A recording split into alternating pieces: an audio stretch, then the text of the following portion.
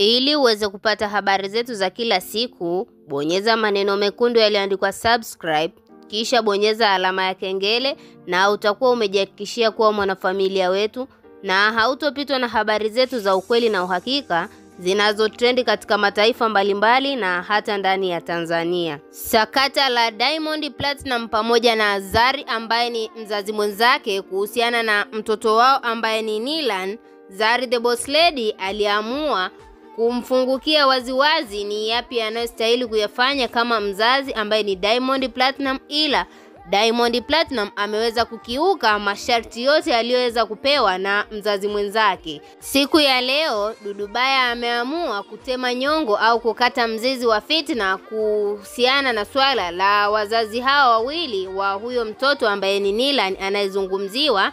Dudubaya aliamua kuposti picha za Diamond Platinum na kuzizungumzia vibaya katika mitandao ya kijamii baada ya kuona mzazi huyu ambaye ni Zari the Boss Lady anateseka kuhusiana na mtoto wao ambaye ni Nilan.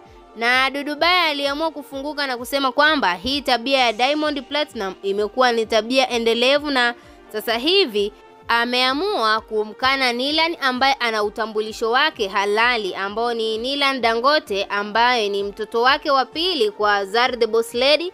Na kitendo hiki Dudubaya ameweza kuchukizwa nacho na kuweka mauchafu yote ya Diamond Platinum katika mitandao ya kijamii, na hakuishia hapo. Aliendelea kusema kwamba kama ameweza kumkataa Nilan, itakuwaje huyo mtoto wao mtarajiwa ambaye anatarajiwa kuzaliwa miezi ijayo, ambaye ni hapo anayezungumziwa ni mwanadada Zuchu. Na ndoa hii ni moja kati ya ndoa ambayo imezua taharuki katika mitandao ya kijamii, na wapo watu wengi wameweza kuongelea wawili hawa. Iwapo mama mzazi wa Diamond Platinum hajafurahishwa na kitendo hiki, na vile vile hata Zari the Boss Lady aliamua kuangalia tu kama mzazi mwenzake na baadaye kuamua kumpa pongezi mwanadada Zuchu kwa hatua aliyoifikia kwa sababu ya uvumilivu wake, na uvumilivu wake ndio umemfanya aweze kupata matunda hayo ya ndoa. Na sasa hivi ni mjamzito inavyosadikika, kama vile Diamond Platinum alivyoweza kuweka hizi taarifa wazi katika mitandao ya kijamii.